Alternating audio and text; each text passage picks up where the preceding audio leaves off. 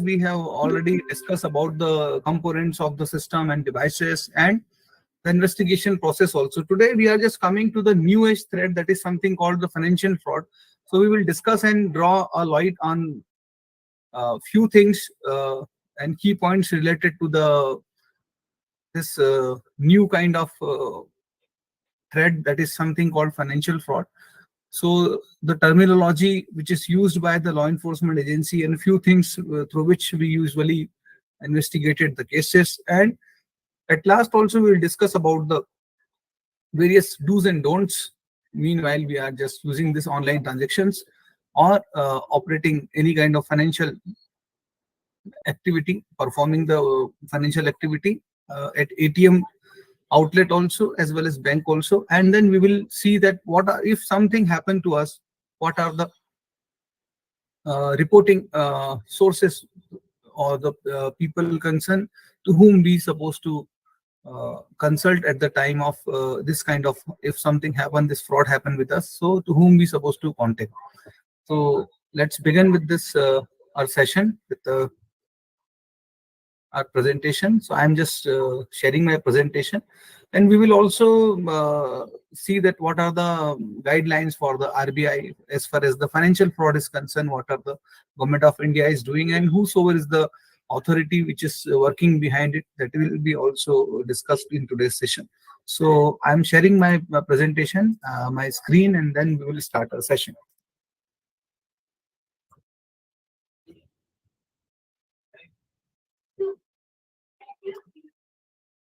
So I'm expecting that my screen is visible to all of you. Is it visible to all of you? My first slide? Yes, sir, visible. Okay, thank you so very much. So our today's session will discuss a new age threat, that is something very serious, and we are one or another person are indulging with this kind of frauds and threats. That is something called online financial frauds. So what are the ways, what are the few things which is we supposed to take care meanwhile we are using this online transaction? We'll discuss about that. So let's begin our session. So see, I am associated with two of the police training institution here at Indore, and not only the police department, I am also associating with the other paramilitary forces department like CISF and BSF also. So what we are observing that now the traditional crime is converted into the sophisticated crime, or something called the white collar crime. The crime which does not need any gang, the crime which does not need any much more resources or vehicle or the weapon. It only needs one device which is having internet connection and one mobile set. So through only three equipments or three things, one can easily get another person cheated and capable of to do the any kind of online fraud from sitting in one corner of the world, and they can even cheat people who are sitting another corner of the world with the help of this device and internet connection. So that is why the conventional crime is converted to sophisticated crime. What is the reason? It happened due to the ease of communication and access of the personal information, because so many platforms are available through which we, one or another way or one or another reason, we are duty bound, or we can sometime foresee to fill the information of our personal, as far as our local information, our credential, as well, and the financial credential also, like our account number, our IFC code, or our PAN card number. So vulnerabilities now become much more as compared to the previous days, because earlier physical we used to visit physical, now we are using online mode. Even the payment system is also becoming the online. People conducted sessions, seminars, workshops, and they on behalf of that session or seminars, they used to produce or provide the some remuneration to the people concerned or the resource person. So usually they ask to the resource person that, please sir, provide your financial details like your account number and your IFC code, and the digital copy of your PAN card or the cancelled check. And people are sharing because they have no other way to use it. we will see that what is the issue behind this. So nowadays, what kind of trend is going on? So nowadays, the new threat, a new age threat is coming to our society, and then earlier the pocket stolen or the mobile stolen, or we can say the robbery or chain snatching cases were much more in the cities of our country. But after the pandemic, this kind of incidences are happening, but very rare. Once in a month, or 2 or 3 incidents in a quarter.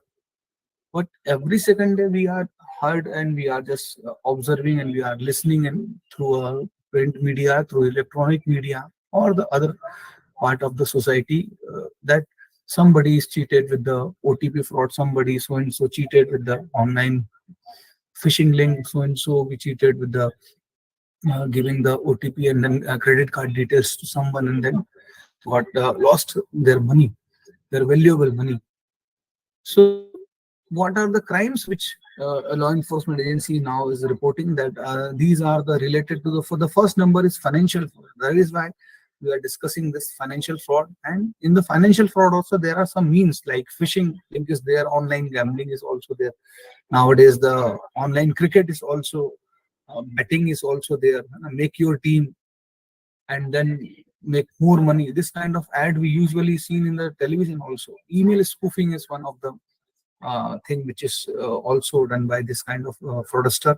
Malware inserting in your system, cyber defamation, and then cyber pornography also. These are the things. But we will discuss about the financial aspects of that, and there are tricks which they used to adopt. Meanwhile, they are cheated the innocent people like you and me.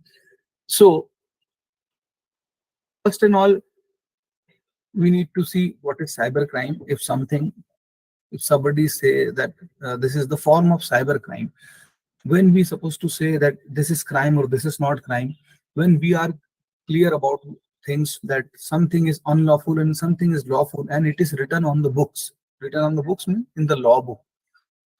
So we still suffering since so long with the cybercrime, but many of us are not aware of that. What is the definition of cybercrime as far as the IT law is concerned here in India? So, according to the Information Technology Act, that is in Hindi known as the Bharatiya सूचना प्रौद्योगिकी Adhiniyam 2008, the definition of cybercrime is like this: any unlawful activity performed through an electronic device will be considered as a cybercrime.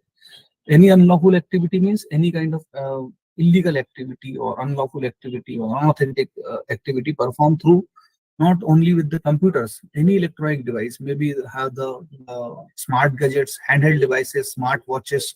You can hack somebody's GPS system, even though you can hack the wireless router of somebody else. Even you can even hack others computer. You can even access the data of other computer without taking their kind consent.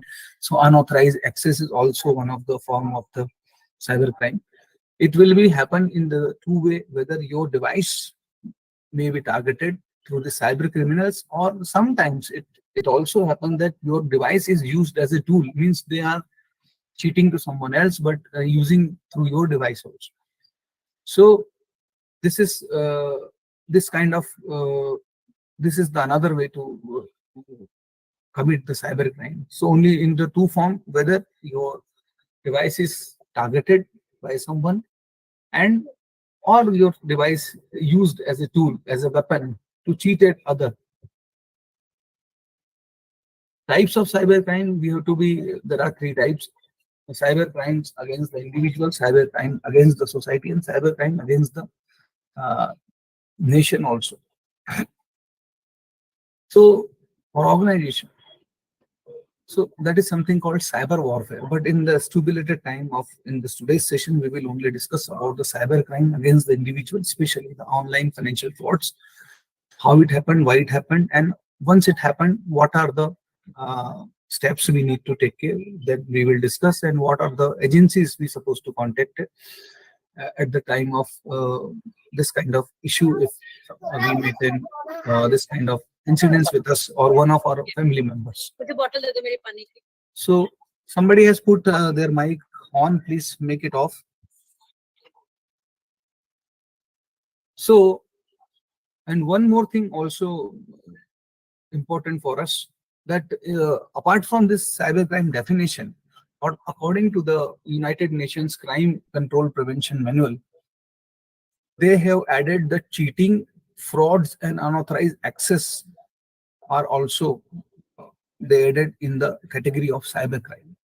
What it means, if somebody is promising to you for something online and they are not fulfilling their promise, maybe they may commit, or they may promise that for the goods and services provided online of their services, and they are on the delivery part, if they could not deliver the same thing, same product or services, it will be also considered as a cyber crime. Unauthorized access means if somebody is accessing your PC, somebody is accessing your device, maybe a laptop, maybe a desktop, maybe a mobile phone also. If you could not give your kind consent to a person, he or she, still they are using, they are accessing your system or their handheld device, it will be also considered. If you report this, it will consider as a cyber crime, and there will be offense against them. Aparat kayam hoga. So, and the fraudster activity also means, if they claim that they are calling from someone somewhere else and they are not belongs to that company, institution, organization, corporate or institution, still they claim and they get even your vital information, sometimes your money also. It is also considered as a cyber crime. So IPC will be also applicable, the 420, but the IT Act under section will be also applicable, and it will consider as a cyber crime. So you have to be very conscious about that, and in details we will see in our next lecture of IT Act and its provisions. So tomorrow probably we will discuss in details what are the pros and cons, what are the relevant intersections of IT Acts, which sometime protect us, sometime they may bound us to do the things in the right way. What are the challenges posed by the cyber crime to the security agencies? See, we have three major agencies available here at India. The topmost agency is something called Central Emergency Response Team or Computer Emergency Response Team also. So this is, in short form, we used to know it CERT, or and it is belongs to India. This is our country's organization. So that is why we used to called it CERT in. So the Computer Emergency Response Team are the organization which is responsible to protect and even the project all the upcoming and events or the cyber attacks to our country and to the society also. And time and again, they will provide the information through various means. Maybe they may be issue a cyber advisory through the police headquarters, through the crime branch, through the local police, through the intelligence branch also, and through newspaper and news channels also. So if something is serious about to happen, serious against our country, so they are also not only responsible to inform this to the citizens of our country. They usually, this certain is giving advisory to the Ministry of Home Affairs as and when it is needed. So they are guided the our Home Ministry what kind of actions supposed to be taken care, and what kind of right action should be taken care and must be taken care in regard with the cyber security of citizens' privacy and their security, as well as our country's confidential information also. Another institution is also responsible, that is something called NCIIPC. NCIIPC is National Critical Information Infrastructure Protection Center. So at the time of adversity, at the time of any critical situation, if our country will be facing, so this is the institution or organization which will take care all the necessary vital agencies like airports, like hospitals, like banks, Reserve Bank. So all the data and all their servers protections responsibility of that National Critical Information Infrastructure Protection Center.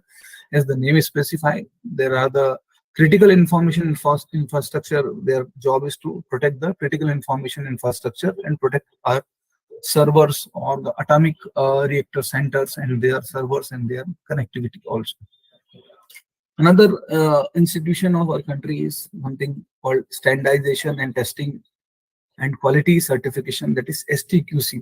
So these are the bodies, and these are the this is the agency which is responsible to test for any kind of app and give the approval to for the common use or public use, or testing the even the upcoming security policies and testing the security measures taken care by the government, and the fulfillment. Suppose they have government of India has launched the Digital India campaign since 2015. So as a part and pillar of Digital India is one is their digital locker and their security, even their our Aadhaar card and our UNI ID. So UAID confidential data and their testing and their quality certification will be provided by the this body and this agency, and then it will be making sure by the government that our country and our citizens' data and their privacy will be so-called secure, and we can say protected from the upcoming threats and upcoming uh, attacks by the other cyber criminal and other cyber crime forums also. Why it is important now?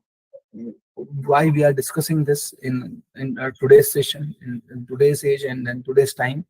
Because in India there are more than 73 crores internet users are there, and surprisingly, out of this, approximately 50% of this, that is something 29 crores or more than 29 crores, are lived in rural areas, urban areas. They could only know about the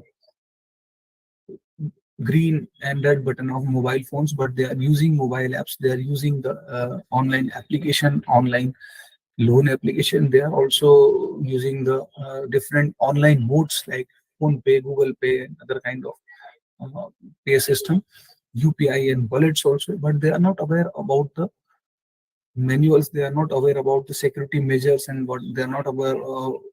Much more aware about the eligibility to use this kind of facility and how to secure their uh, mobile phones. Even though if I'm just asking all of you, whosoever is attending this seminar, how many of you are having antivirus in your mobile device?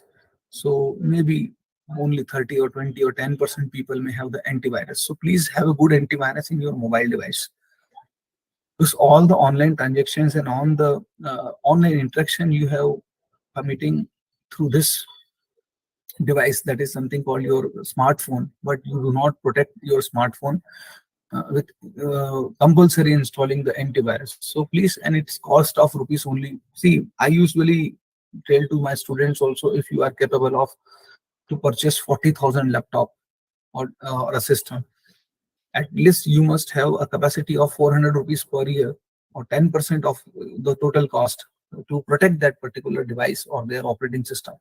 The same case with the mobile device. If we are capable of to purchase the 20,000 rupees of cost of handset or mobile device, at least we must have ready to pay 200 rupees per year for a good antivirus for our mobile device. The 10% of this cost of, on average cost of the mobile device, 20,000 is 200.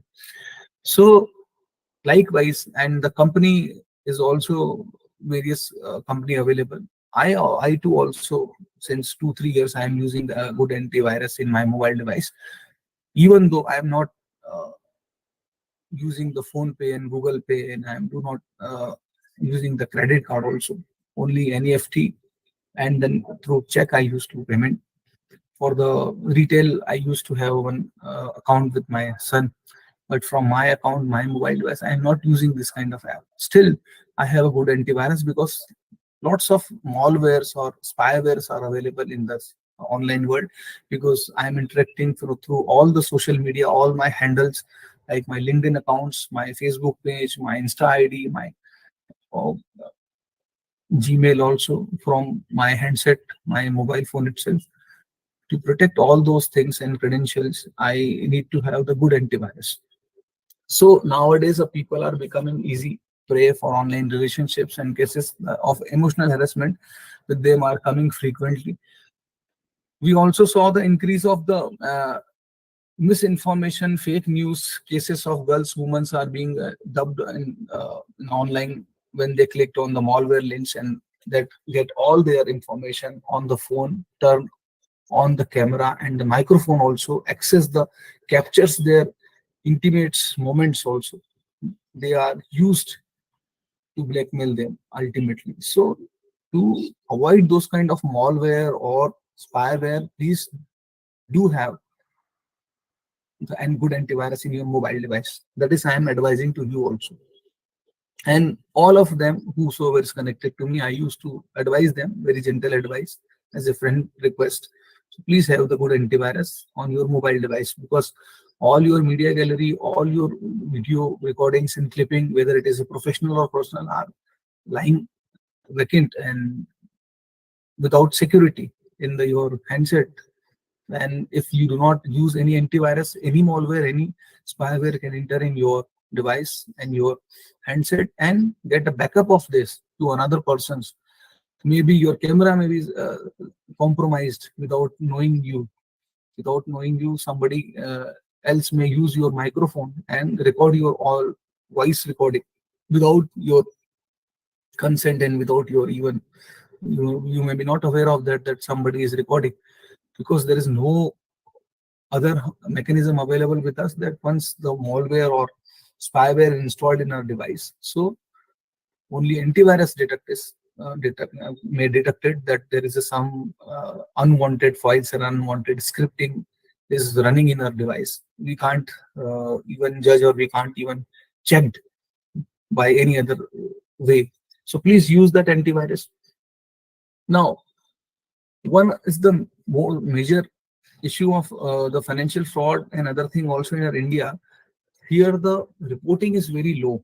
Reporting is very low. I may have seen many people in our university and departments also, because since last 2 decades I am in the higher education, worked in various organization, institution as a lecturer, as an assistant professor, associate professor, head of the department also, more than 9.5 years. So I'm associated with the universities. So if something happened to the people who are engaging higher post and higher authorities, so they used to say only for 8,000, only for 200 rupees or 2,000 rupees and 1,500 rupees. If they got cheated also, they are just a little bit reluctant to report it. So there is a list of top 20 countries whereby the online reporting is there. So once they just indulge and they just commit any kind of cyber crime, they usually report it. So the number one country is United States of America with the 23%, means the highest rate of the reporting. And second number is the China with the 9%. Third country is the Germany with the 6%. Fourth country is the Great Britain with the 5% online cybercrime reporting cases. Brazil with the 4% with the fifth number, and Spain is scoring the sixth number with the 4%. Italy 3%. Here India is coming on 11th number with the 3% cases.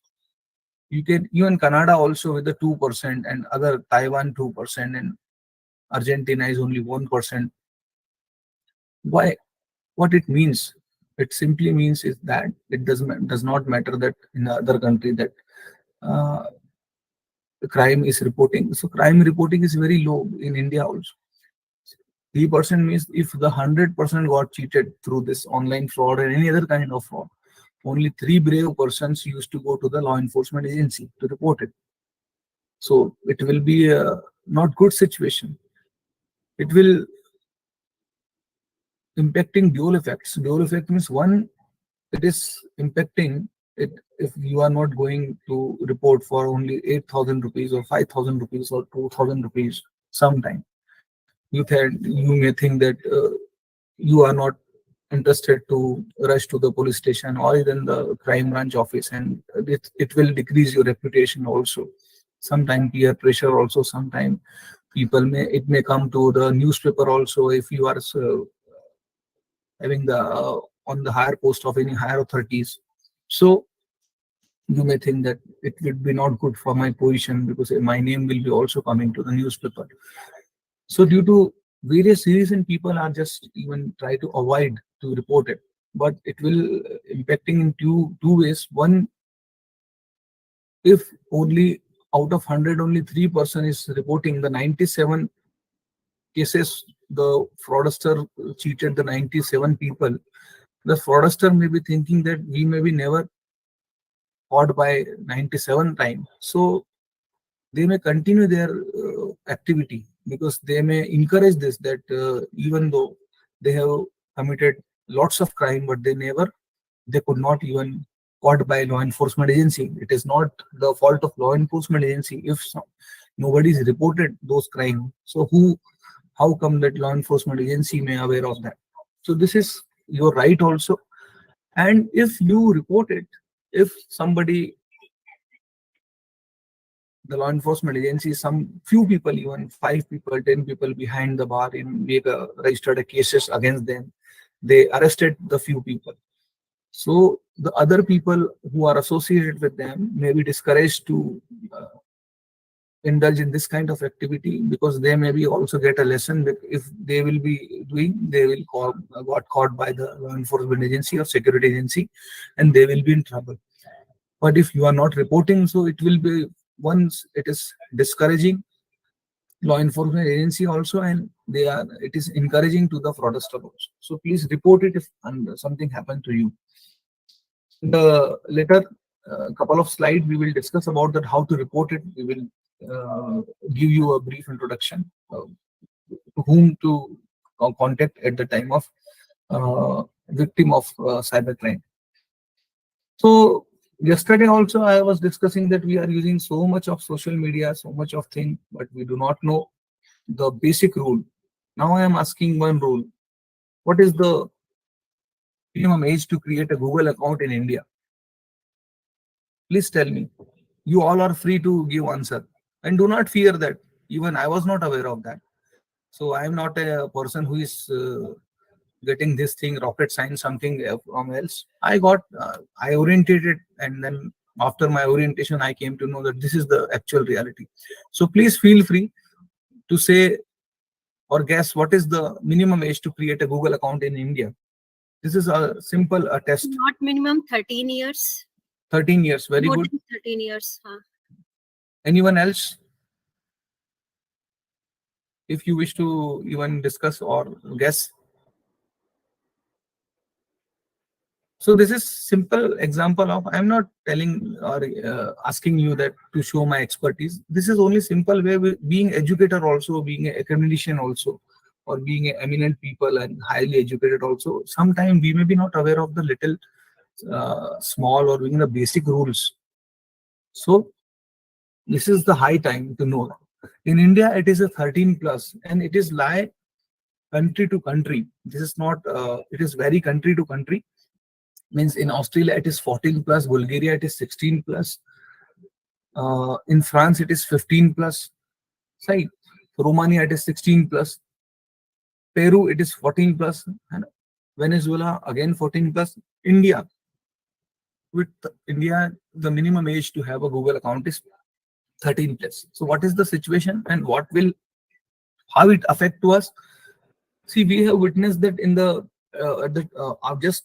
during the pandemic also, and after the pandemic also, when we were all stuck at our home in the first lockdown and second lockdown also, to utilize the energy of their wards, many people just created that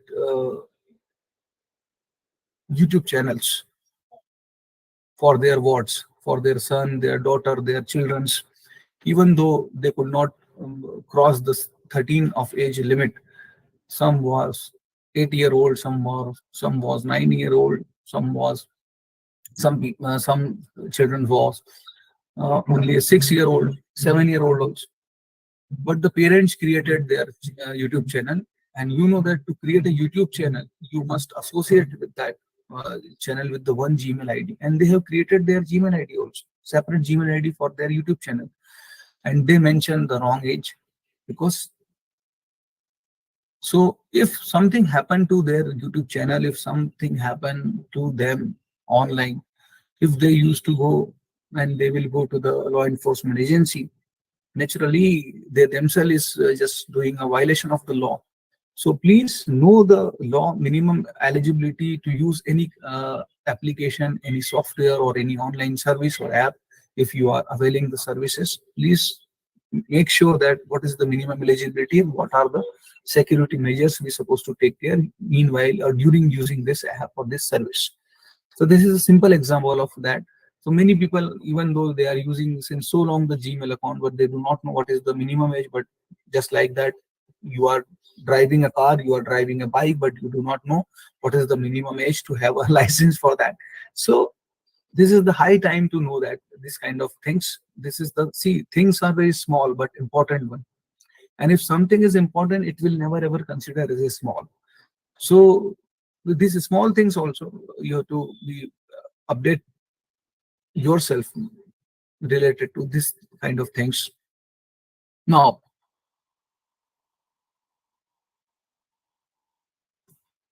here also, what is the situation in our city? We have a three basically layer of the law enforcement agency.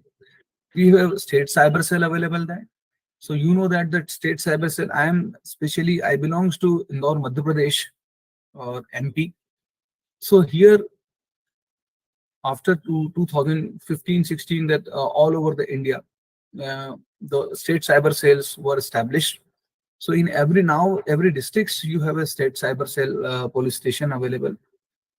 But there are some criteria to rush to the state cyber cell. Here in Madhya Pradesh, we have a strict order from the police headquarters Bhopal that if you have lost more than 2 lakh rupees in financial fraud, then and then only more than 2 lakh rupees if you got cheated with that amount, then and then only you are eligible to go to the state cyber cell. So state cyber cell will only take care the cases of more than 2 lakh rupees, the cheating cases of more than 2 lakh rupees. Lesser than this, you supposed to either rush to the local crime branch, the district crime branch, or your local police stations. So accordingly, you can report your complaint. So what is the situation? So nowadays, 20 to 25 complaints every day we are receiving in various police stations. But earlier means before 2020-21, it was only every day, it was only 7 to 8 or maximum 10 in a day. But now 20 to 25 complaints every day it is coming. So it is it is not a small issue now. And to investigate one case, we need at least 3 to 5 days. So you can imagine that. So for 25, if I multiply by 4, then 100 days we need to solve 25 cases. And again next day 25, then again next day 25, then it will increase like anything. So though we have the state cyber cell, but now state cyber cell is also restricted to the 2 lakh rupees here in Madhya Pradesh. In other states also there may be some criteria. I'm not sure about that. But you have only 2 options available here in Madhya Pradesh for lesser than 2 lakh rupees. First, you're supposed to go to the crime branch and your local police station, especially in the mobile stolen or some contents, objectionable content on social media platform, then you surely supposed to, and you must go to the crime branch first, and you have to file a complaint to your local police station also, even though the crime branch will give you the immediate rescue.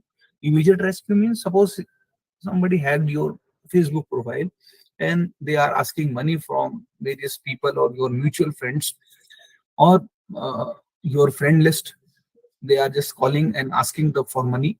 Then in that case you have to rush to the crime branch, because crime branch has the tools, and they are I told you that at least if somebody in the law enforcement agency also, not lesser than the additional SP. So each crime branch has one supervised by one additional SP or either SP. Here at Indore, the commissionerate system is there. So we have additional SP also in crime branch, and it is looked after by nowadays SP, IPS is there, an IPS officer, that is SP. In the other districts also, it will be supervised by the additional SP. So they have that nodal ID available with them. So yesterday we discussed about that in the case of Facebook also. If some complaint is there, if you file a complaint, you have to produce the URL and then your local address, and then all the incidents in the written in the application form, and with your ID proof, you're supposed to do the complaint. So crime branch will immediately mail to those service providers, whether it is Instagram, whether it is a Twitter, whether it is a Facebook or LinkedIn or Google. So they will give you the immediate rescue. But in that case also, your case will be registered in your local police station. So you have to complain in both the places. First, you need to rush to the crime branch, and then one written application to the police station in charge, that is TI, Thana in charge, and one complaint to the crime branch office about your incidents. Now we are going to the online. What are the online financial fraud, popular online financial fraud? So the debit credit card is very often. So now we are using the mobile wallets, payment gateways, the shopping sites also, net banking, debit and credit cards. So these are the things which we usually, online transaction we used to do. Surprisingly, using mobile wallets and payment gateways in shopping sites and net banking and debit card, fraud is now happening during the non-banking transaction. Non-banking transaction is only going to the ATM cards and try to get the even sometime the balance in some kind, the other change the OTP frauds. So these are the banking services, and now the fraud is happening during the non-banking services. Especially, we are observed that. So we have to be very take care about during using these things. If you are going to the mini terminal, to the petrol pump, or the even the card swapping machine into a hotel or a restaurant, you have to be very take care of that, because now in couple of slides I'm just going to discuss what kind of frauds you may be met in that situation, and you will be in trouble. Even though in payment gateways also, shopping sites also, net banking and debit credit cards.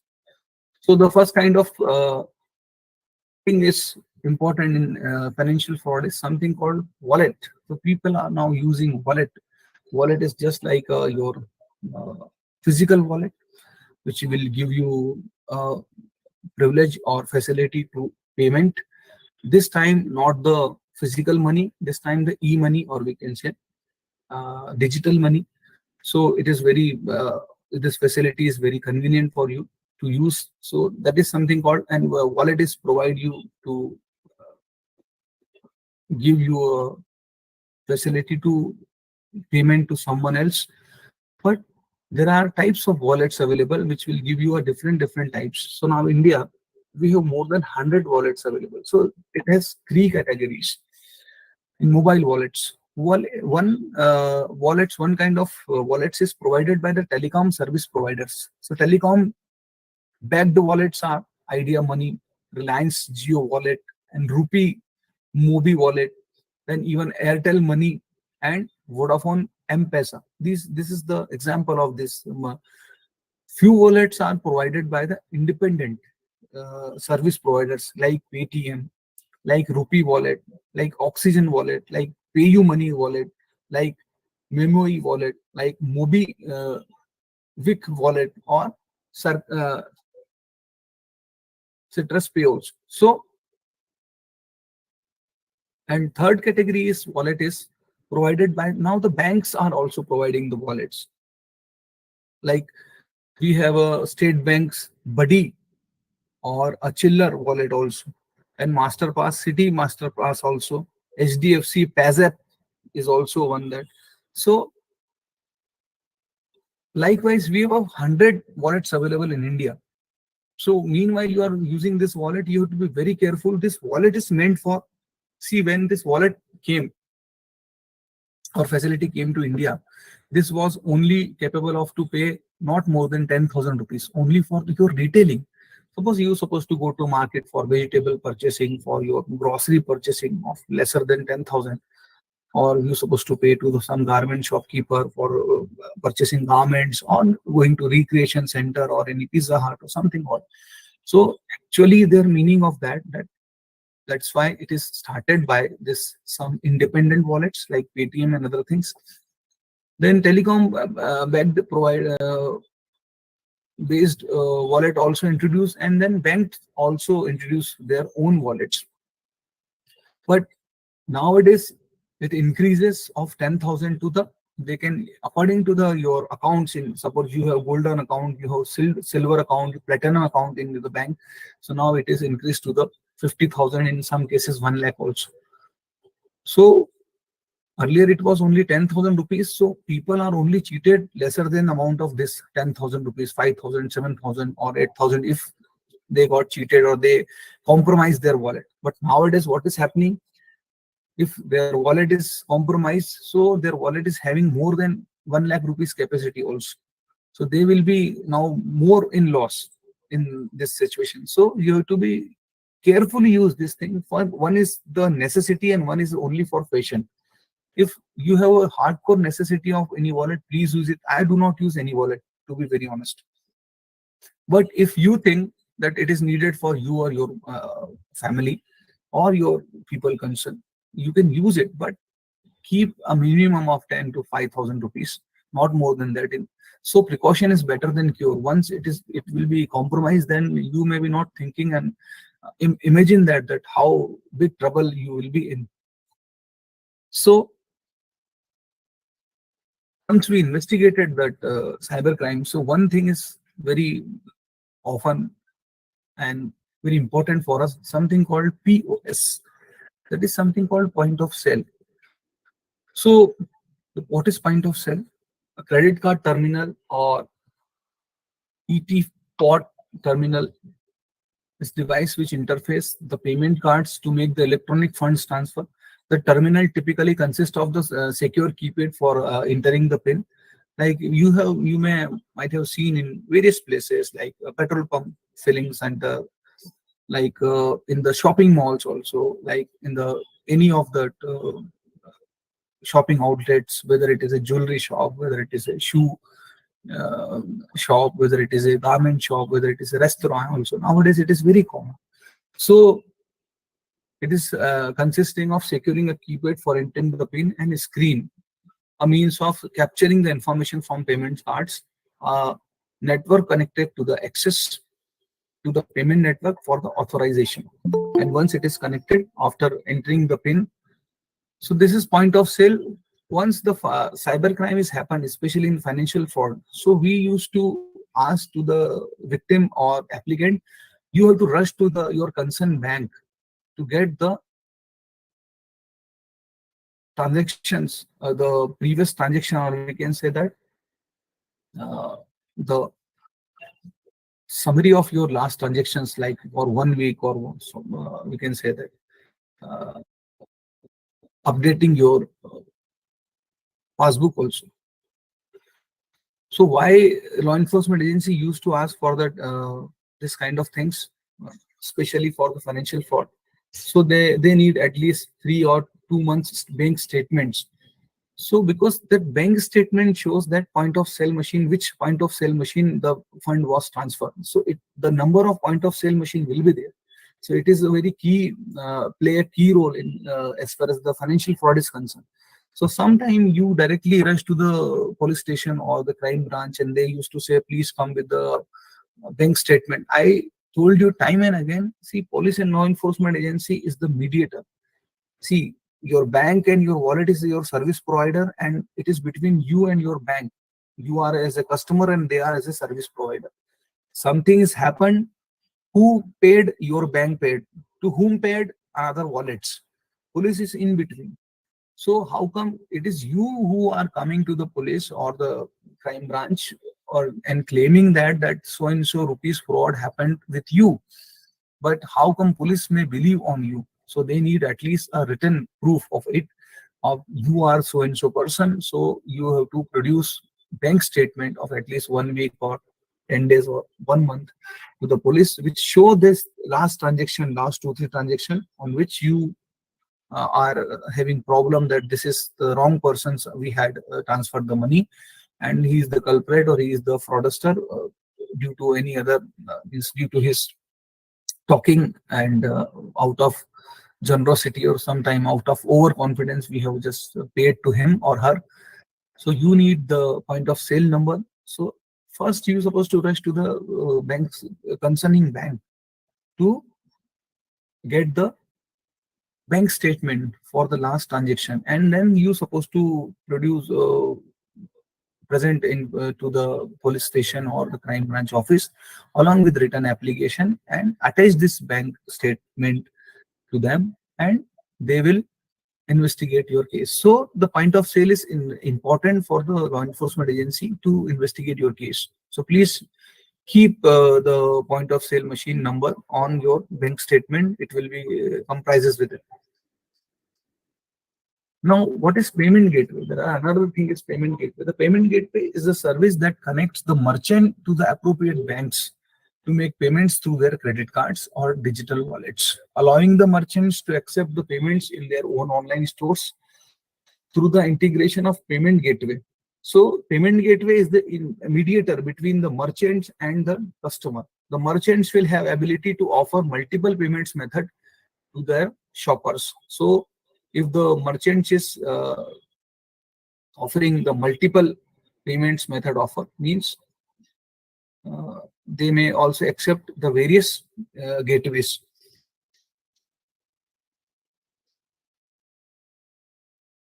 Now, another thing is out of wallet. Another thing is nowadays UPI wallets are there, like Google Pay and Tej in Hindi wallet, that is Tej also, and Google Pay in short form, the GPVs. What is actually UPI is the Unified Payment Interface. The UPI is a system that powers the multiple banks. See, earlier only one wallet is capable of to payment from one bank itself. Now, with the one application, one app, one mobile app, you have facility to payment to multiple banks accounts, means from SBI also, from HDFC also, ICICI also. So with the one app, you can make payment of any of your account. So the multiple bank accounts into a single mobile application, any of the participating bank. The merging the several banking features, seamless fund of routing and merchant payments into one hood. Each bank provides its own UPI app for Android, Windows, and iOS mobile platform also. So this is very fast way to transfer a fund. So this is the facility, and this is the, we can say, features. But this feature and facility become the curse for the customer nowadays, because how fast this payment was there. Earlier, you know that if NEFT you supposed to do NEFT, it will take 3 to 4 hours to transfer fund in the concern account. So if you made a mistake, also by mistake you made a payment to some fraudster account, you may get chance in NEFT to even cancel that or report to your concerning bank to please stop the payment. But in the UPI wallets like Google Pay and Tej also, directly it will be deducted from your account and immediately transferred to the concerning bank account, and they may withdraw or they may transfer the money to another UPI also or another wallet also. Then it will be difficult for law enforcement agency, because once you have produced all this evidences that you have cheated from so and so person, and with the bank statement account, with your ID proof, with your written complaint, you rush to the crime branch or the local police station. Once local police station issue a 91 CRPC to the concerning bank that they need a detail of so and so bank account on which the fund is transferred. So they request to the concerning bank that this is the fraudster activity happened Due to this fund was transferred to please make the fund freeze or block on then and there in the loop. But sometime you got late, so it may not interrupted, and even when bank will inform you the fellow is already transfer this amount to another wallet. Then law enforcement agency again issue a 91 CRPC notice to the that wallet also that this account was culprit using by the culprit, and then please block this account. And that wallet is also informing to the law enforcement agency that this fund is already at the same time transferred to the another wallet. To issue a one wallet or one gateway, the law enforcement agency need at least 1 to 2 days or 3 days. So you can imagine that once it has happened to you, they are just keeping themselves active and then reach to the one wallet, and then that wallet said that it is again transferred to another wallet. Then again they will correspondence that wallet would say amount is already withdrawal for so and so ATM. Then in that case your money will be not returned to you, even though you have reported timely. So you have to be very conscious meanwhile using this UPI apps. So once any fraud happened with you, this UPI wallet and even the banks whosoever is providing this UPI wallet, they may be not cooperative to you. They may say that it's the task of the police. Actually, police is coming after the incidents. So who transfer? Your bank transfer. To whom transfer? Another wallet. Another wallet to whom transfer? Another wallet. Another wallet transfer to another wallet. This is the service provider to service provider task. So police is always rushing to the one contacted one service provider, then again contacted second and third and so on. And you always blaming, you means the people who got cheated only to the police, that police is not doing anything, police is just useless. But meanwhile I am working with police, I am not protecting or making them safeguard or giving them a clear chit or clean chit, but I am witnessing many of cases where we are also helpless, where we means the law enforcement agencies also helpless, because wallet are not supporting, or we can say they are not cooperating to us many a time. They may not give another timely give us the information of the another wallet, and another wallet will be not giving the information timely to another wallet. Then it will delay the process, and then once it is delayed, naturally the fraudster make that account available to withdraw the money. They may also aware of that. Once it is reported, that police will coming in action mode and they will reach us. So before they reach to us, we supposed to withdraw that money, and even though indulge this money to even purchase something, or even the online payment or the points in the games or something. So they already consume that money, and victims or applicant may thinking that due to lack of police efforts my money is not coming to me after the financial fraud. But actually it is not the police, it is the culprit. If even though even the physical fraud also, if somebody stolen few amounts to your place, police just get arrested to that person. If the person say that I already spent that money, that what will happen? Nothing will happen. So police may give them a more punishment if they are not able to give or return the money, but your money will not come, because police may not give the money that sell their property of that fraudster, because it will be again decided by the honorable court.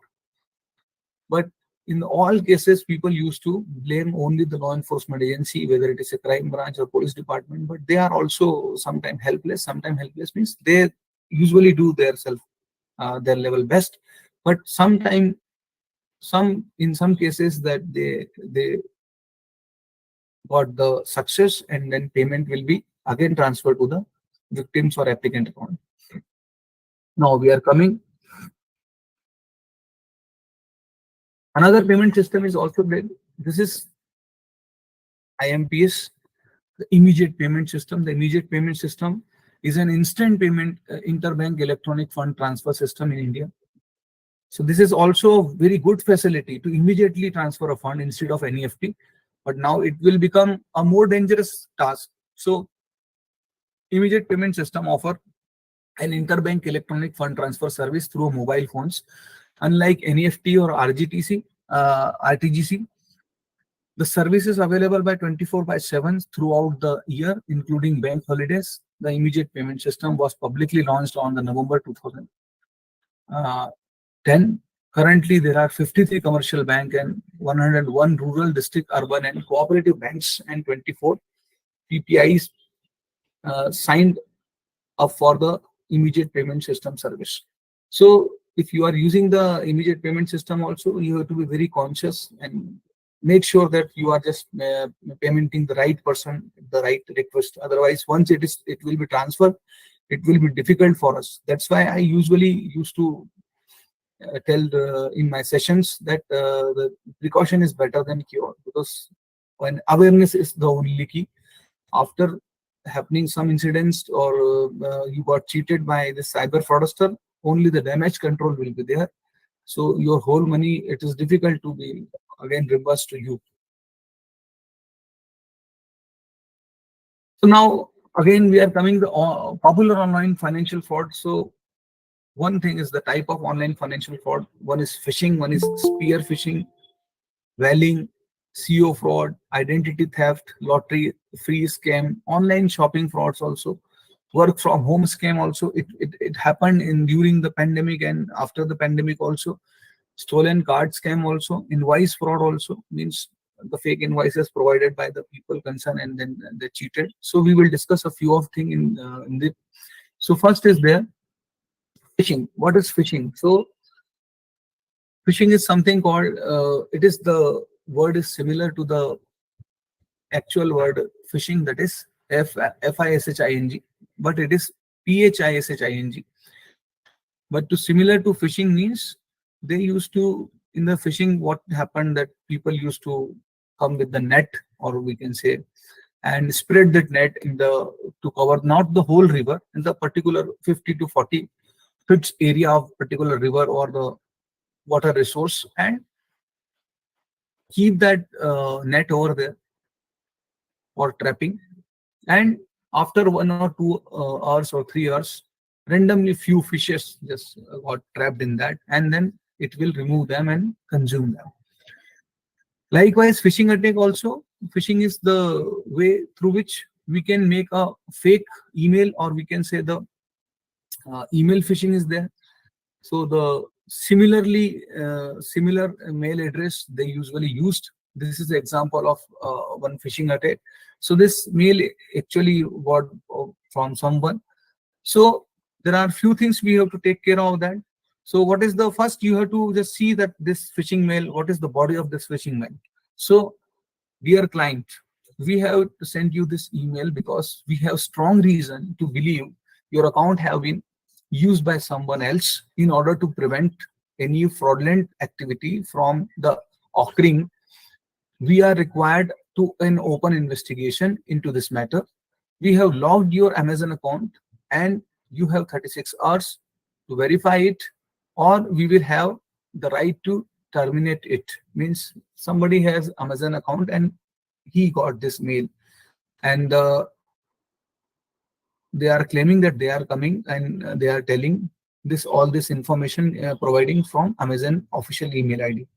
And what is the written here? To confirm your identity with us, click the link below. And this is the phishing link. See, their whole episode of this story, or whole story of this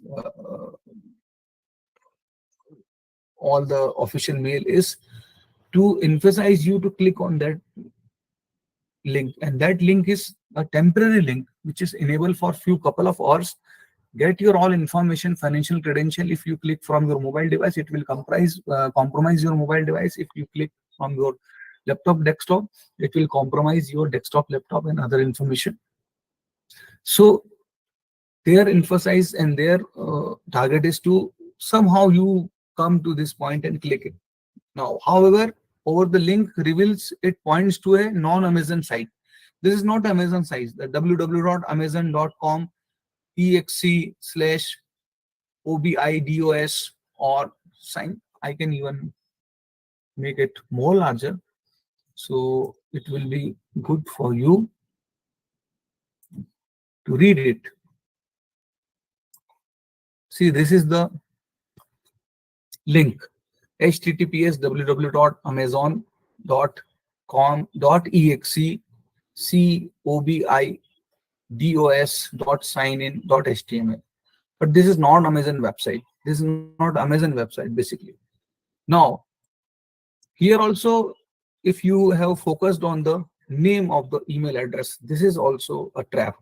This is not Amazon email address, not the, and you can even identify the missing A also. It is coming from Amazon management at the rate A is missing, amazon.canada.ca. So Amazon hona chahiye isko. This should be Amazon, but A is missing.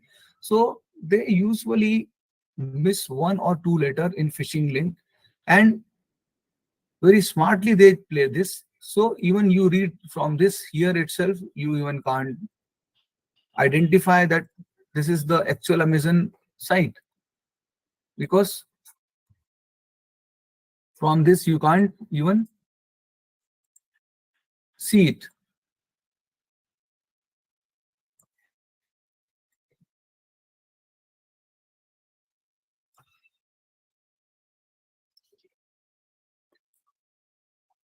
So this is one of the way to cheat people. So that is, you have to be very careful about, especially in the financial fraud also. Their emphasis on to send you the phishing or phishing links, and that links will get all the information of your, sometime it will comprises with that malware also. Once malware inserted in your device will be compromised. All your login password will be also get a backup of another person's remote area locations, and they will be able to even operate your account. So please make sure of that. Another thing is there, spear phishing. Here we see already, we have seen here also. Spear phishing. What is the difference between phishing and spear phishing? See, this mail you got. So this mail is basically meant for you, especially on your email address. And this kind of mail they used to send to 1,000 people, and out of 1,000 people, only 10 will reply or 10 will click on that. And out of 10, only 2 or 3 will click on their mobile phones, and their wallet will be compromised and they will got cheated. But spear phishing means what? Spear phishing means, you know that spear means something called in Hindi bhala. Only one fish you targeted, and then try to get this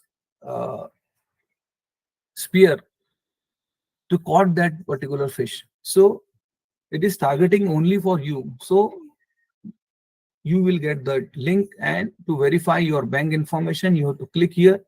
So you may thinking that this is something very confidential or something. So you got, sometime you got mail from TCS or Infosys. They may be offering you, even though they may offering you a offer letter also some, and you may be thinking that especially this happened with the people who already submitted and their profile to the naukri.com and other things. So they themselves, they mention in their email also, offering email also, that we are offering so and so post. Out of observing and seeing and scrutiny of your biodata from naukri.com, so you supposed to submit this much amount to fix the appointment from so and so. You may have two options. One, you supposed to come to the Delhi or Mumbai, and then we will conduct a interview for you. Or either you can register yourself for online interview process. It will be of 2 hours. So for registration fee, there is a link below. You have to enter 2,500 rupees or 3,500 rupees on the mention given below bank details, and your account will be fixed. Then we will call you, and we will have a brief interview or a technical interview with you, online mode. So people sometimes believe and then they got cheated. So please do not believe on this kind of things. Now, sometime you got this kind of SMSs that, dear user, your SBI account will be blocked today due to incomplete KYC. For the updating PAN card number, open the link and thank you. So if you supposed to click on this, this is also a messy URL, https cutt.ly/sdkgj6y. See, this is a fishy URL. This is not the official, and no bank will send you the SMS like this. But you may got, if somebody thinking that, oh my god, my account is blocked and I have to payment to someone, some parties, some business parties, then it will be difficult for me to get my parcel or get my assignment reached at my home, my place. So they used to click on that. Once they click, their whole device will be compromised and all banking detail will be copied. Then they may be cheated by Google Pay or other pay, and they may got messages after clicking this fishy URL that so and so amount is cutted and deducted from your account due to this transaction. So you have to be very careful, especially in financial fraud. This phishing message will be also there. One is wishing also, something called wishing. So on the phone calls, they usually make you a phone calls and force you to give your banking detail, otherwise your account will be blocked, your credit card will be blocked, or your services will be held for a couple of days. And to eliminate or avoid those kind of situation, you usually give their information on the phone itself. Please do not do. In type of wishing is also there on phone call: Bima policy, on the name of Bima policy, to renew your Bima insurance policy, even that the delivery of your grocery, you got call for that free delivery, cashback offer, a fake call for the cashback offer of so and so mobile company. You may also get that kind. You give your information and we will give you a cashback offer. Even that fake bank details also, they just claim that they are calling from that so and so bank, and due to this pandemic time, or after this pandemic, we are just going to a online KYC updating process. In this process, you have to give all the information, and sometime they may do a different trick. So what they usually have, they already have a few data related to you, like your name, your bank account number, even your local address, your mobile number. That's why they are calling on that number. So they usually do the trick that they used to say that we are calling from SBI. Now we are just confirming your all KYC and updating it online. So you need to only say yes or no if the detail is there. You are Mr. Gaurav Rawal. I supposed to say yes, and you are residing here at Indore. Yes. This is your mobile number. Yes. This is your official email number. I said yes. Now they will coming to the main point. They will say, sir, this is your card number. I said yes. This is my credit or debit card number. Now they will coming to their point. Sir, the CVV number and expiry date will be calling by you, and we will confirm, because how come we believe that actually you are Gaurav Rawal? So we can't, due to confidentiality and due to government rules, we can't even disclose this your card number and your expiry number of your debit card and your CVV number. So these three information you will say to us, and we will check whether it is right or not. So you think, my God, they have my number, my email address, my local address. They know my father's name also, my even job orientation also, service or something. So they might have definitely calling from a concerning bank. So you yourself will give this all three information, which was vital for them to do any kind of cyber fraud online. So please do not do that. Any kind of information, please, this kind of wishing call, and they are very confidently they used to call. Sometimes they are very calling from very rushed language, very rough language, to make you sure and make you more confident about that they are actually calling from bank. So sometimes they are calling not with the so many pleasant tone. They may just call you just like a government department calling to you. Please give, otherwise we will cut, otherwise we will deduct, or we will terminate your services. If you have, no, please do not waste our time. So you may be thinking they may be genuine, they may be authentic one, and they may definitely calling from a bank or a government office. And then you will provide, once you will provide, then your data will be compromised, your financial accounts will be compromised. So please do not do that, and try to be smart in that case. You just request them that I'll come to the concerning branch and provide all those details. I do not have right now that information with me, the card with me, even though you carry the card also, but you have to make some excuses and say that I'll definitely come to you, maybe giving the time or the address of your branch from which you are calling to me, and I'll definitely visit the branch and give you all details what you are needed. So to this, you have to be very vigilant and very conscious. Now, another kind of fraud and debit credit fraud is there. So I already give you the information what kind of debit credit card is there. See, there is a one thing in the internet world, something called the deep web and dark web. So every time in the deep web and dark web, you may consider this deep web or dark web as a we can say the underworld of internet. We all are using internet, that is the surface web. Only a 3% of internet we are using. The 70 or 97% of internet is deep web and dark web. So on the deep web and dark web, there is a ID is there. You have to create that ID there, and then only you can visit. And you can't enter in deep web in the normal browser like Internet Explorer or Google Chrome or Mozilla. So you need to use the another kind of browser like a Tor browser. So if you wish to go to the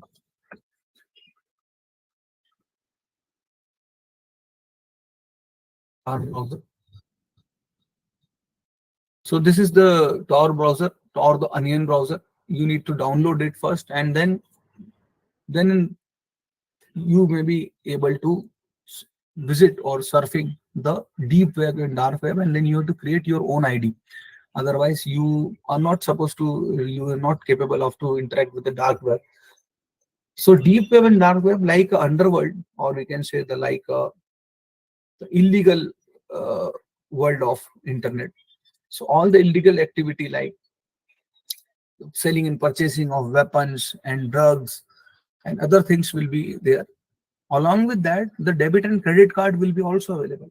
So last year, the crime branch investigated that 12,000 debit and credit card was available on the dark web for selling, along with their ID and passwords. Just like a open sale in the window shopping. Window shopping, you know that and on the Sundays and the city's most common places, like the high density areas, the people used to have that uh, window shopping for the t-shirts and jeans and other things on the road itself, and they used to say every items 100 rupees, every items 200 rupees, every item. So likewise, in the dark web, the debit and credit card was also available. 12,000 debit and credit card belongs to Indore also, in Madhya Pradesh also, along with their ID and passwords and cost of one card. And it was randomly. You just like a auction, you can click on any of the card, and that card will be details will be available for you. And it is your luck whether that card is comprises with 2 lakh rupees, 7 lakh rupees, 10 lakh rupees, or 20 lakh rupees. And the cost of that card was only $100. $100, we can imagine, not more than 700 rupees. So this is the actuality of. So do not. How come that the deep web and dark web got this information of these debit credit cards? Often we have uh, observed that when on the festival seasons, all the local brands and the international brands may offer us 70 plus 40% discount, 80 plus 20% discount. Sometimes they used to claim that 70 plus 40 or 90 plus 30% discounts mean 110% discount. What it means at the cost of 100 rupees product, they are telling in not only the it's free, 100% means a free, but 110% sometimes they claim. So what the gimmick they used to do, they give you the actual discounts which they are claiming at that time, 80%, 85%, 90%, but they insist you that only so and so banks cards will be applicable. So and so Yes Bank, or you can say ICICI Bank or HDFC Bank card, or SBI bank card. Only those bank cards information will be there. And online purchasing, you used to opt, and we entered all the information of related to our cards, especially. So what they usually do, those portal, at that time they will give you the authentic products which they claimed on that particular discount limit, but they just stored the information of your debit credit card permanently with them, your ID also and your password also, and that data usually coming to sell on the deep web and dark web. You may be not aware of that, but once you got cheated, so we have investigated, means then the state cyber cell investigated many cases regarding this, whereby they came to know that persons could not even take out their debit or credit card from his or her almirah or locker, then also the amount deducted from his or her debit or credit card without even physically used. Neither they say inform disclose to OTP to anyone, nor they clicked on any phishing link, nor they installed any online remote application. So they investigated from, once they got the culprit, once the cheater got arrested, he disclosed that he purchased that particular credit card from the deep web itself. So please make sure that your debit and credit card will be safe and secure. Do not use it. Always try to use with the virtual keyboard. Always try to use with your own system, not with the other system. Otherwise your information and details will be copied by the system itself. There are keylogger softwares available through which one can even store your ID logins also. So you have to use the online keyboards meanwhile you are doing the online transactions, not your actual keyboard. So how you will get the online keyboards in the case of Windows operating system? You need to, I already given you a technique. You need to press Windows plus R, then the run command will be appear, and you have to type here OSK. OSK means on screen keyboard. This is the Windows facility, free Windows facility provided for the financial transactions, or that if your keyboard is not working, so you can use this facility. So you have to type from Windows plus R, and then you have to type on run command OSK and click OK. That virtual keyboard will be appear. So meanwhile you are using the online transactions or login your IDs, please use virtual keyboard, because there are software which are known as keyloggers.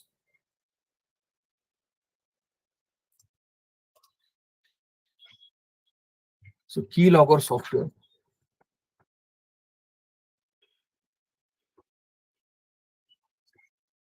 So there are keylogger softwares. What are keylogger softwares? You can Google it. The keyloggers or keystroke loggers are the tools that record what person types on a device. While there are legitimate and the legal uses for the keyloggers, many uses for the keyloggers are malicious. In a keylogger attack, the keylogger software records every keystroke on the victim's device and send it to the attacker. Means if you type from anything from your keyboard itself, it will send this information to the attackers, means your ID and password. But keylogger software is not capable of to record the keystroke, the mouse click of any keystroke. So what you need to do, you need to just Windows plus R, press Windows plus R, and you will get the virtual keyboard. So what you need to do, first you have to press Windows key here. There's keys available in between the two keys, Alt and Control, in every keyboard in the left hand side. So you need to click Windows and press Windows, and then keep press Windows and press R. You will get the run command. Once you will get the run command, you have to type OSK, on screen keyboard. Once you click on the on screen keyboard, you will get the virtual keyboard, and use virtual keyboard for your financial logins, especially if you are doing some banking transactions. So do not believe on any system. If it is your home system, that is good, but if you are using from somewhere else computers, please use a virtual keyboard, because keylogger software is not capable of to store the key mouse click of any key. So here, suppose I have to log in, I have to click on GOURAV, Gaurav, RAWAL, then @ then Gmail, then .com. All mouse click I will do. So likewise, I can secure my logins. Now coming to the presentation, again another thing is there. There are other devices also there, something called scheming devices, or we can say card schemer. So card schemer is just look like the actual device. Like this is the actual, this is the scheming device. So many a times on the petrol fuel station, pumping fuel pumping station, we used to go, and if we put a seat belt on the driver's seat, we never even sometime interested to unlock the seat belt and open from and just come out from our car. Usually we used to give to a card to a petrol fuel person or assistant whosoever is available over there. And many a time they used to say to you that, sir, machine is out of charge, so it is charging on the just next to this our room. So please could you give your card, and then I'll just swap your card from over there. So there are chances that somebody can, this machine is capable of to record all the information of your card. This machine is called card scheming machine or card schemer. So once they swap from your credit card from this machine will store all the credit card information, and they have the empty card available, plastics cards available with them. So once they swap their empty card, this all information will be pasted to that empty card, and then they will create the clone of your credit card. Now what they need, all the information they just take from your credit card, only the card expiry date and card number, so they can click a photograph of your card and then they got the information. And even in few places also, that card will be also, if nowadays even the petrol outlet, the petrol filling stations outlet, you might have seen that the till 2000 rupees the wireless connectivity will be there in the most of the ATM cards or credit cards. So through wireless, that fake card will applicable, and they may be cheated you by 2000 rupees or something on. And you may be not aware of that you never ever fill up any petrol from any petrol pump station, but still your credit card is showing the bill, and you will be surprised that how come it is possible. So you may be not aware of that somebody make a clone copy of your card, and then it is coming like this. So there are two type of swapping schemer is there. One is just look like this, one is like this also. So they just swap your card from here, and it will keep the all information of your card and paste that information to another card which they insert after your card. Now your ATM, your pin of 4-digit, they may seen. Meanwhile, you are just dialing from this point of sale machine, and now they do not need neither your card nor your password, because the password is also, pin is also with them, and then duplicate card is also with them, and you may be cheated like anything if you have much amount in your credit card. So please make sure this kind of cases reported. That's why I'm just telling you. So please be vigilant and be alert in this case. Another kind of scheming device is also coming, that Square credit card reader. So only just swap your credit card from this place. It will copied all your credit card data to their mobile app, and now from their mobile app they can use your credit card digitally. So it will be very difficult. So what is the thumb rule? The thumb rule is that never ever unattended your debit, ATM or the credit card with anyone else. If somebody is asking to swap it, please go with the person and ask them for the outlet machine, and then you're supposed to swap by yourself and entering the pin, hiding with them. Otherwise, we are very reluctant sometimes, that we thought that this card is keeping with me, even though if he or she will see the OTP, my pin of my card also, what they will do, because the card is only keeping with me. But it may be happen if they can even swap your card with this skimming device, that you will be in more than trouble, and you may not never got after 1 month or 2 months and 3 months sometime. They just apply and then the cheating with you. So you may be never even remembered and relate that incidences, that okay, my at that time maybe it is possible, because you might have even forget after 3 months back how long and which highway you just used your ATM card, or which petrol pump you used, or which restaurant you used on the highway. Meanwhile, you are traveling to one state to another state, then it will be difficult for you to overcome it from this loss. So please keep yourself more vigilant in that case.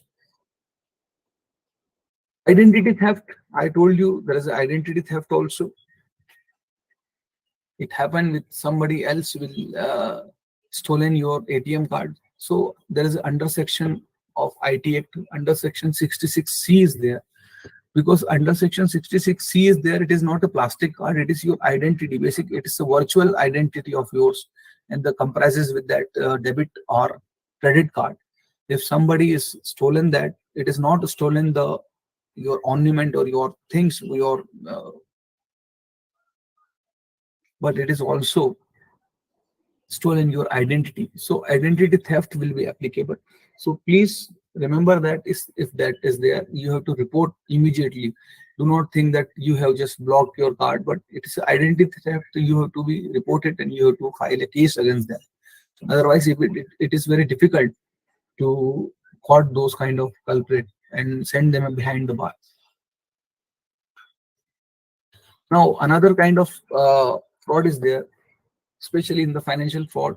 Many a time we used to visit the recreation center, or we can say Pizza Hut or airport, or we can say any bus stations also.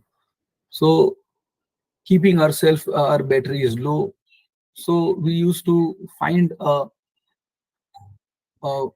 place from which we can charge our mobile phone, and that outlet is look like this. So we usually, there may be a different cables available, USB cable. So we just use one cable and just pin our wire here, and what our battery got charged. But you have to be very conscious about this kind of outlet. This is something, a new kind of cyber crime, something called juice jacking. Juice jacking means this outlet of this is look like this, but behind this outlet there is a mechanism available. So you know that the USB cable which you are using is capable of to for both the things. One, it is capable of to charge your mobile. Another, it is also capable of to transfer the data. So from your end, you may be thinking that your mobile is only keep charging on that particular outlet, and you are sitting and chit-chatting with your friend or eating your food.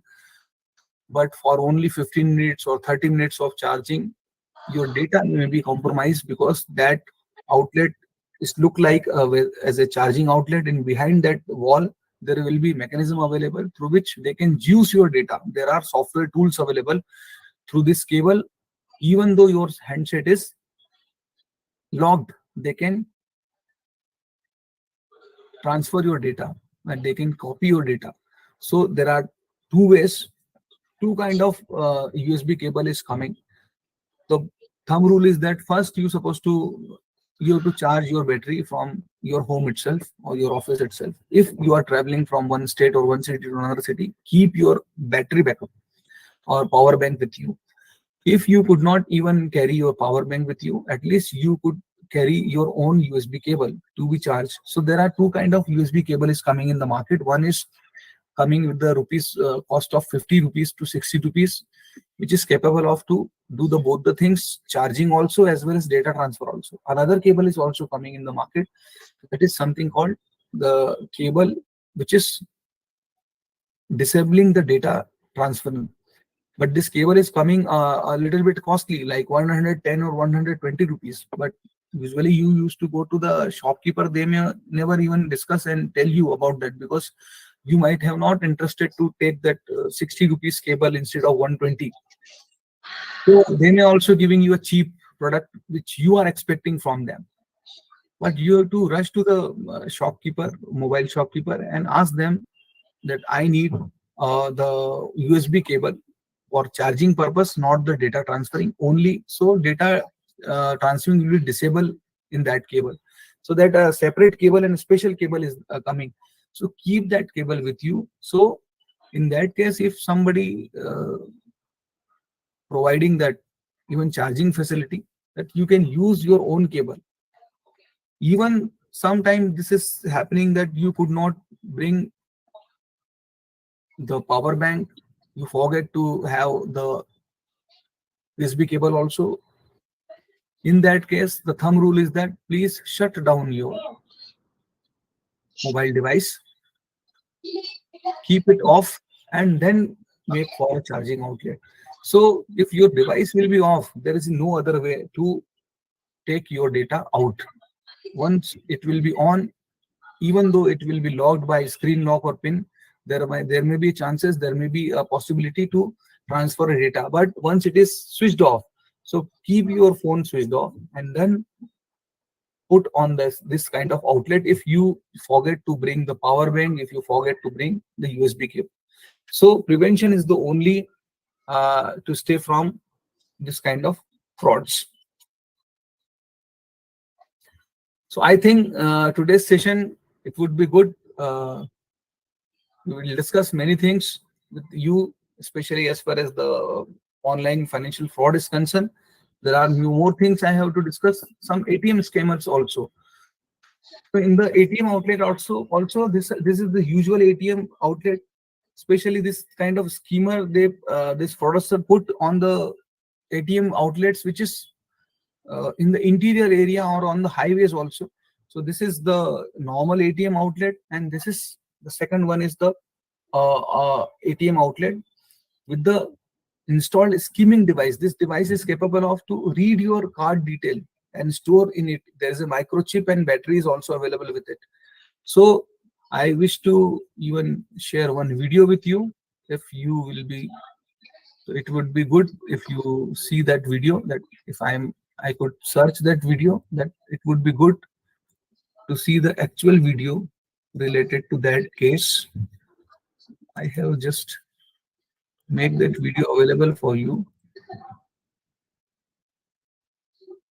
So please see this video.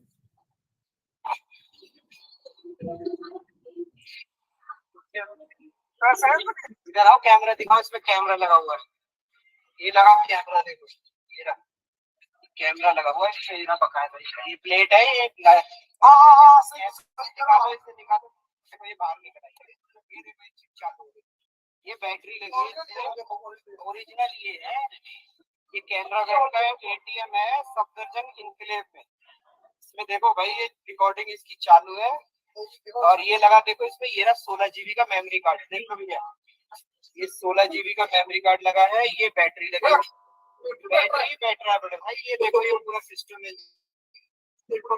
सब चोरी करने के तरीके हैं, card cloning के, ये पूरा system मेरे हाथ में है,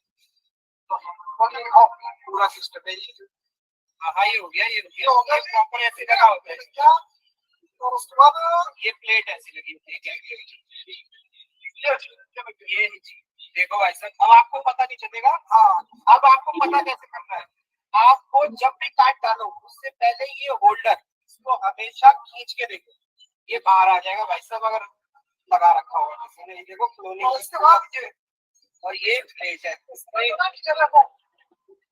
ये कैमरा, तो देखो इसमें मेमोरी कार्ड, ये पेन ड्राइव है भाई साहब, एक तरीके से बहुत खतरनाक टेक्नोलॉजी है भाई साहब। भी एटीएम से पैसे निकालने आए तो बैंक के एटीएम से पैसे निकालते हैं, भैया ध्यान रखो अपना। So did you see this video?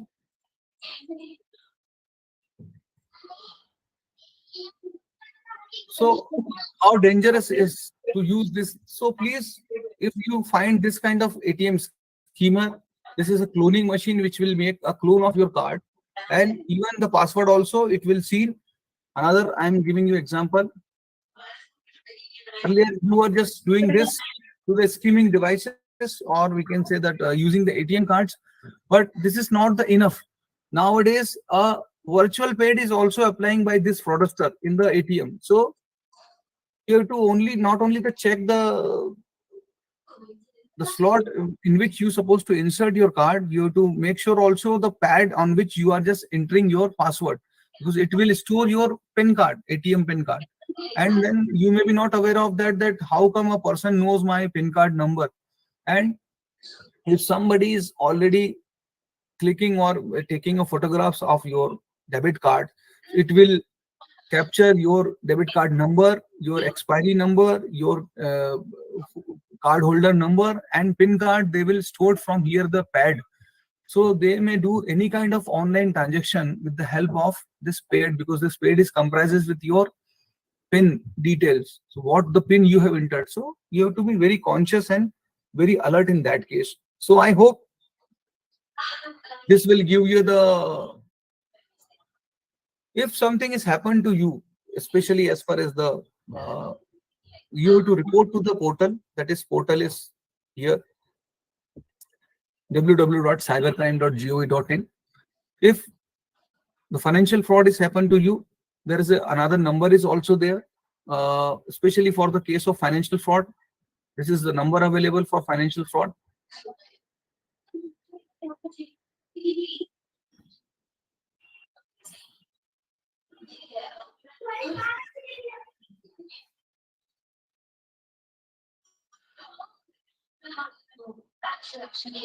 So, Government of India has launched one citizen manual financial fraud reporting and management system. This is working under the Delhi Police, because Delhi Police is working under the Department of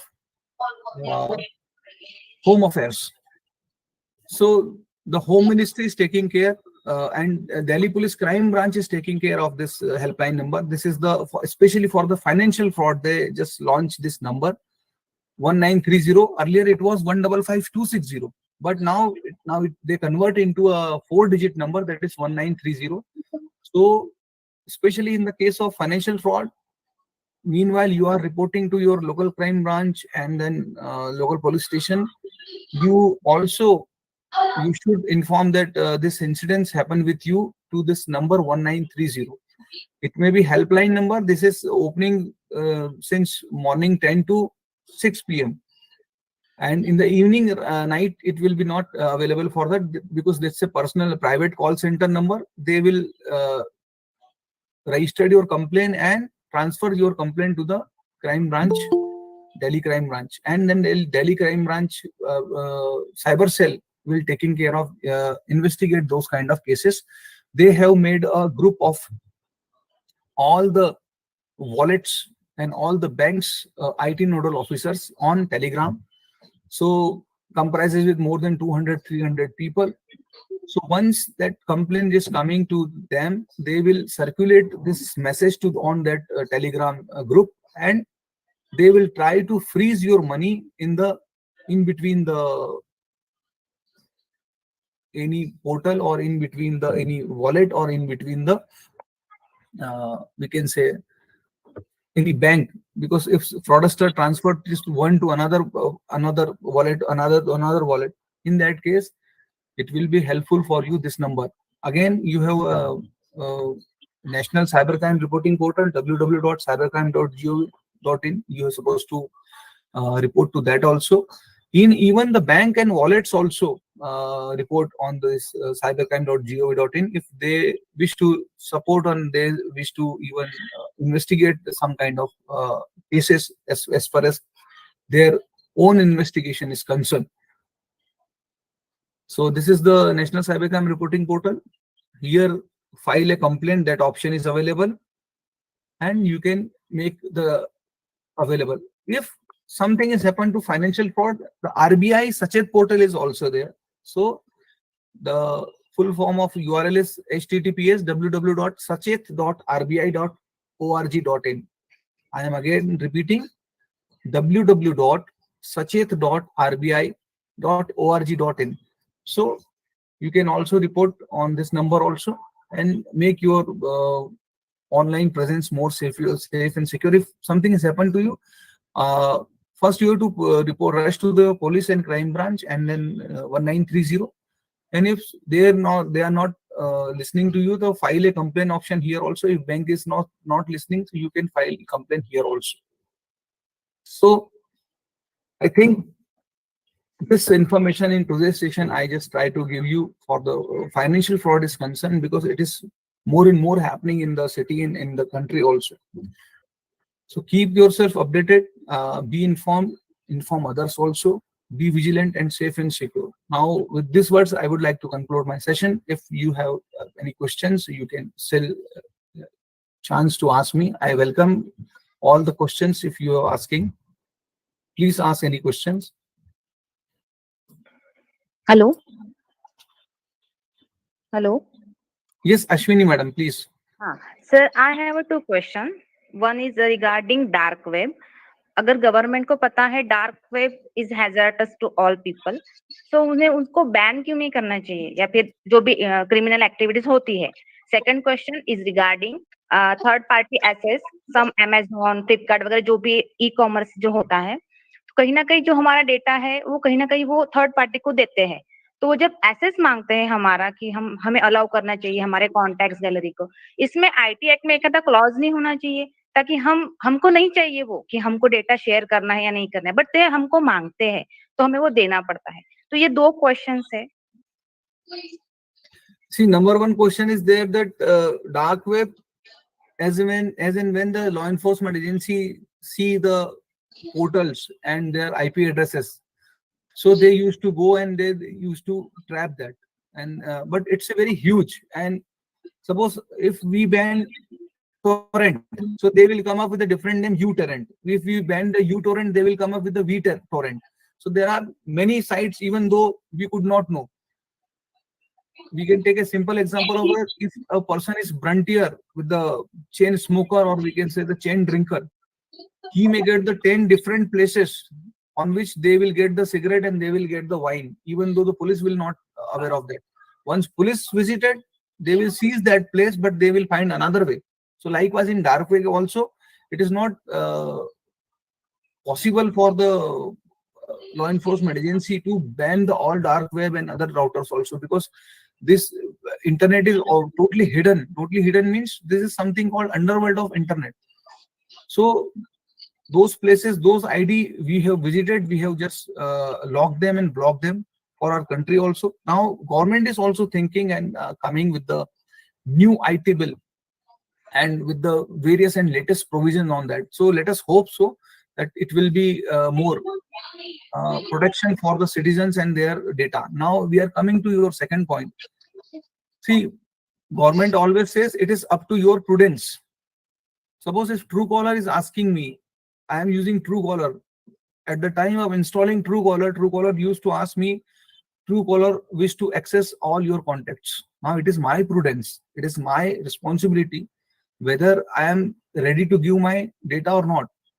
If I am ready to give or compromise my data, then I supposed to use the Truecaller. But I am not ready to give. So I never use Truecaller also.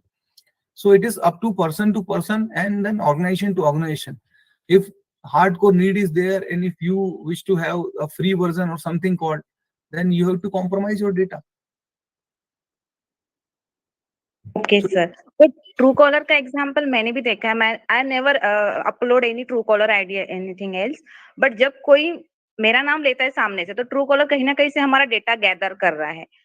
तो ये सब चीजें hazards है सबके लिए, क्योंकि मैंने कभी इंस्टॉल नहीं किया ट्रू कॉलर, बट सामने वाले को पता चल रहा है कि मैं कौन हूँ, मेरा नाम क्या है. तो ये थोड़ा सा हैजार्डस हो जाता है. It is happening. Suppose if I am using Truecaller and I stored your name as a Ashwini, Dr. Ashwini Gote or Madam Ashwini Gote, whatever it is. I am using Truecaller means I already compromise my data.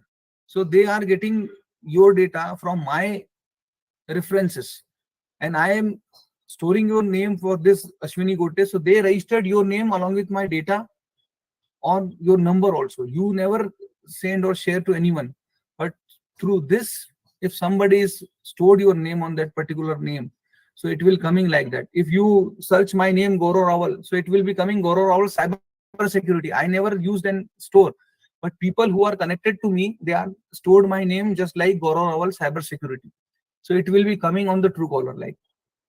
So it is not Okay, up to us. got it, sir. Okay. Sir, I have a question. So which Yes. antivirus is best for mobile? Can you suggest?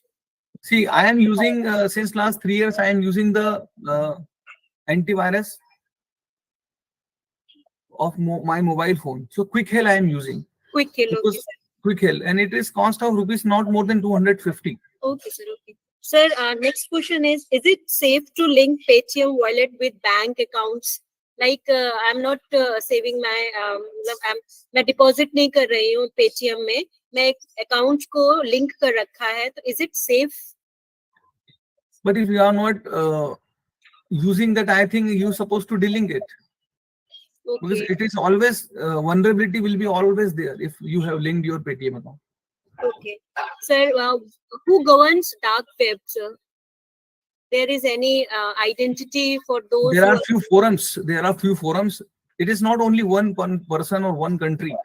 There are few forums. various countries involved in? Various countries involved in, even see all the drugs and all. It is once it is indulging in the all the drugs and weapon purchasing, selling. You may be understand that it is not a one country's issue. It is a global issue. It is a worldwide issue. Dark web. My last question is this, sir, कि जब हम ऐसे shopping के लिए जाते हैं malls वगैरह में, तो what we observe that कि every time they need our all details like mobile number and everything. हम जब कहते हैं, डिनाई करते हैं कि I will not give, तो वो कहते हैं कि we cannot do the payment. तो फिर ये तो गलत है ना. I don't want to give in every stall. अब तो हर जगह पे नंबर लेना शुरू कर दिया है. So you will give any other number which is not associated. I usually give my number 983 932 986 4990. Should I give another number that is not working? Definitely. See, since I used to give, if somebody asking my number for only for record purpose, I used to say 932 986 4990. It is my Reliance RIM number since 1999, which I am not using since last 10 years. Okay, sir. Okay. You have to be smart in that case. Okay. Thank you, sir. So thank you so very much for today's session, for patiently listening. I hope that you may got a few things and it may increase your understanding, especially in the online payment system and online payment investigation also, how to report also and where to report also. So we will meet and tomorrow with the new session, especially for the Indian Information Technology Act. It will be very important. You must attend. And I'm happy that so many people of you are regularly attending and availing this.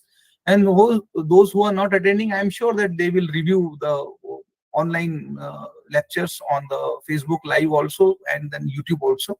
Due to lack of time, maybe they are working somewhere.